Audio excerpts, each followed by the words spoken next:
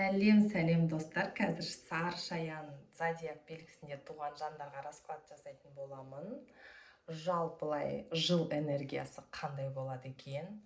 Содан кейін денсаулық, финансы, қарым-қатынас деген үш сфераға ашам. Және де видеоның аяғында карта совет дейді, иә? Карта қандай кеңес береді жалпылай сіздерге? Ал давайте кеттік. Сары Шаяндар өте күшті тұлғалар, иә? Нақтылықты жақсы көреді, айтқанынан қайтпайды. Өте жұмыскер жандар, иә? Сары Шаяндар 2026 жылы жалпы энергия қандай болады екен, иә?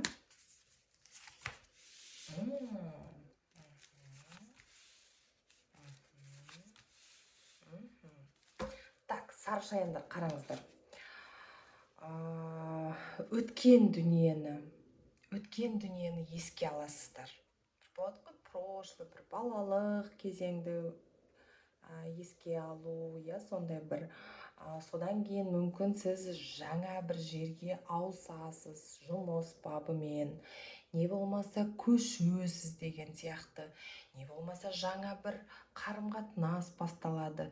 Не болса да, бұл жақсы позитивті карта. Бұл жаңалық картасы десе болады. Өткенді есіңізге түсіресіз. Өткенді есіңізге түсіріп, как-то қуанасыздар, иә? Бір болады ғой, балалық шақты есіңізге түсіріп, бір сондай жақсы эмоция күйінде боласыз ғой, сол сияқты. Жалпы бұл жаңалық картасы. Жұмыс ауыстырасыз ба, айналаңызды, в общем, ауыстырасыз ғой. Содан кейін Сары Шаяндар 26 жыл сіздерге берекелік жылы. Берекелік. Ешқандай жанжал конфликттер көріп тұрған жоқпын. Отбасыңызды күтіп, адам туған туысқандармен, достарыңызбен араласып, берекелік картасы бұл, достар. Содан кейін бұл ақша. Бұл өте земная энергия дейді ғой. Демек, Сары Шаяндар, сіздер табыста боласыздар. Табыс болғанда бар ғой, аспаннан топ ете салмайды сіздерге. Бұл еңбекпен келетін табыс. Таза еңбекпен келетін табыс. Кеттік ары қарай. Сары Шаяндар 2026 жыл денсаулық. Сары Шаяндар 2026 жыл денсаулық сферасы қандай болады екен? Медициналық көмекке жүгінесіздер, білектеріңізді сыбанып тастап жұмыс жасайсыздар. Содан кейін аурухананың көмегіне жүгінесіздер. Содан кейін бел бір сондай проблема болуы мүмкін, бел буындар деген сияқты. Содан кейін хронический бұрыннан бері келе жатқан мазалайтын бір ауруларыңыз болса, сол сізді мазалауы мүмкін 6 айда. Бұл жаздық айларда. Содан кейін әйел адамдар гормональный фонды тексереміз. Бір қозғалыста әрекетте боласыз. Үнемі бір қозғалыста әрекетте боласыз. Содан кейін бұл дегенің бел, арқа, жамбас деген сияқты, лопатки дейміз ғой, вот сондай жерлерде болуы мүмкін. Содан кейін остеохондроз картасы бұл. Содан кейін Сары Шаяндар сіздерге түсіп тұр жүктілік картасы. Жүктілік бала картасы. Егер сіз жүктілік жоспарлап жүрсеңіздер, бұл жақсы хабар картасы, иә ғой?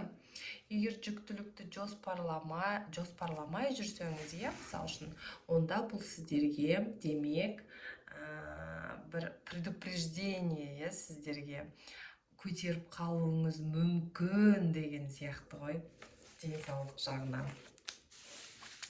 Ал кеттік ары қарай.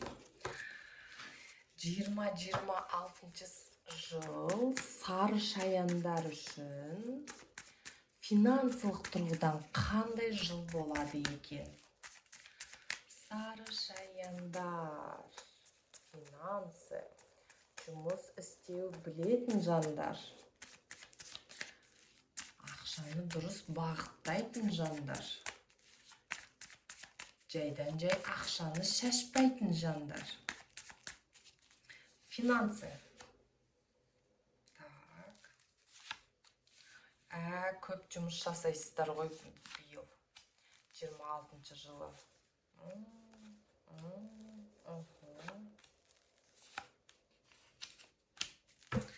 Так, сары шаяндар. Көп жұмыс жасайсыз. Жұмыс жасағанда денсаулығыңызды тоже ойлаңыз. Бір ақшамен қатынаста бір ұнамайтын ситуациялар, негативті ситуациялар болу әбден мүмкін бұл жылдың екінші жартысында. Содан кейін мемлекеттік мекемемен, мүмкін сіз мемлекеттік мекемеде жұмыс жасайсыз. Мүмкін, мысал үшін, мемлекеттік мекемемен байланыста бір табыс болса. В общем, мемлекеттік мекемемен байланыста бір табыс табыласыз. Мемлекеттік мекемемен бір әрекеттеріңіз, жұмыстарыңыз болады. Содан кейін, бұл енді күшті карта. Сыйлық болады. Бұрыннан бері проект жасап отырған, чотта шықпай жатқан ақша шығады. Ақша жақсы соммада болады. Сыйлықтар болады. Мүмкін ойламаған жерден ақша шығуы мүмкін. В общем, ақша болады. Содан кейін 12 айда, 12 айымыз бұл келесі жылдың бұйырса желтоқсан айында бір как-то сомнение ұстауыңыз мүмкін. Екі ойлы болуыңыз мүмкін. Мүмкін бір күтіп отқан ақшаңыз кішкене кешіге келуі мүмкін. В общем, какая-то задержка. 5 айда сақ болыңыздар, ақшамен бір ыңғайсыз жағдайлар болуы мүмкін. Уақытылы келмеу, не болмаса проекттің ойдағыдай іске аспауы, не болмаса жоспарлап отырған соммаңыз толыққанды шықпауы. В общем, кішкене сәл-пәл енді кішкене сәтсіздік болуы мүмкін 5 айда. Білектеріңізді сыбанып тастап жұмыс жасайсыз. Кез келген ақшамен связанный ситуация болса, міндетті түрде сіз ұтымды позицияда боласыз. Выигрышный позиция дейді ғой. Ақша жағынан прям кеудеңізге толы бір бақытта боласыз, қуанасыз.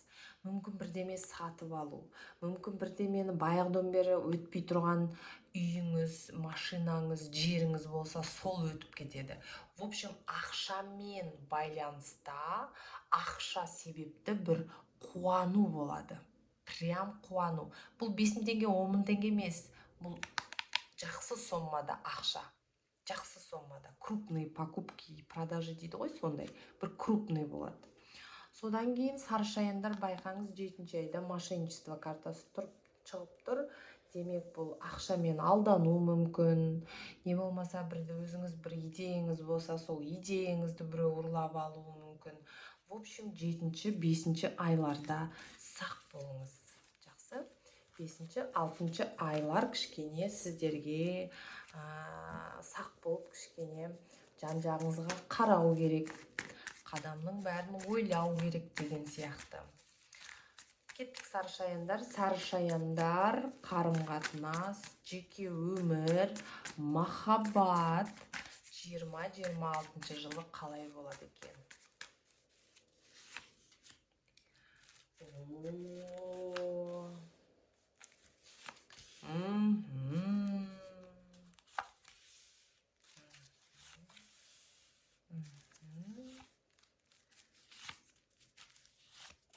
Так, кеттік.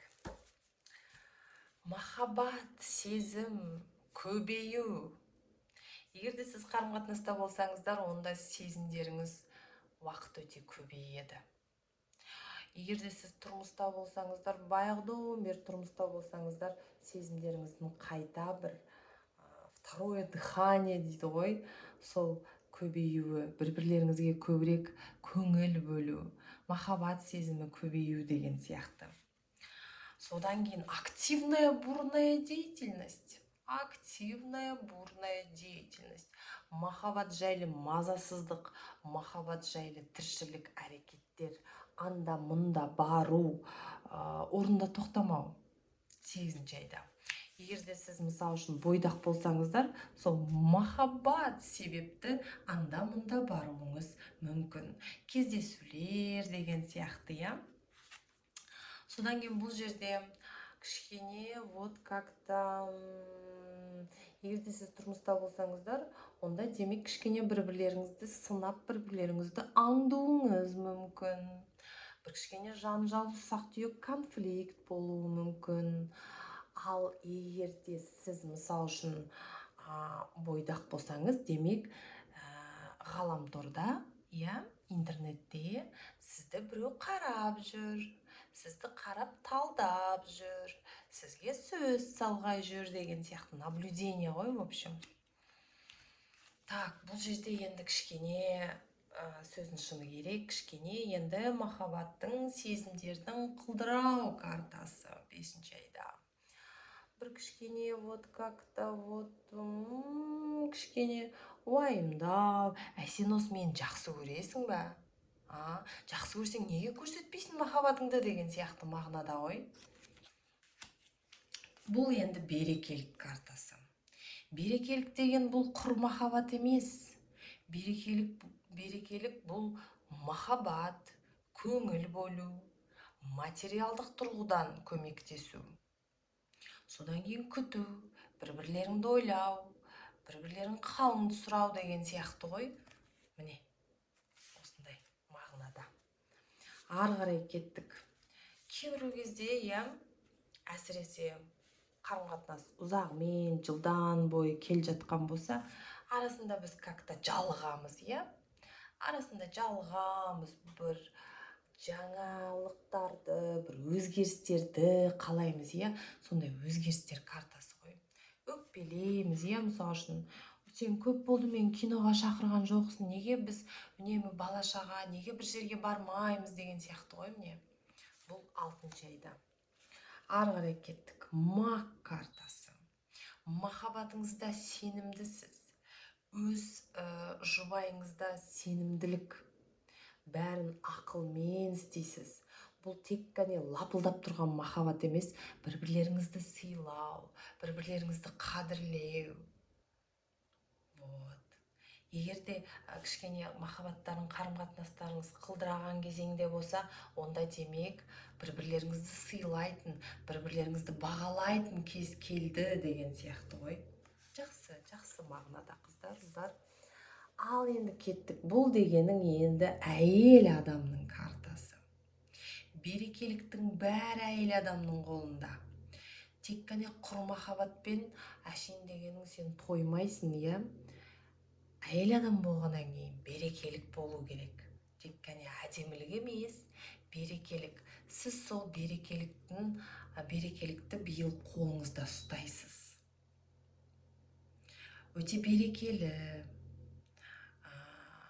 әрқайсының тілін таба алатын, өз орнын білетін, өз орным болғанда, в смысле, уверенная в себе, ана жаққа қарап тұрсыз, перспектива, міне.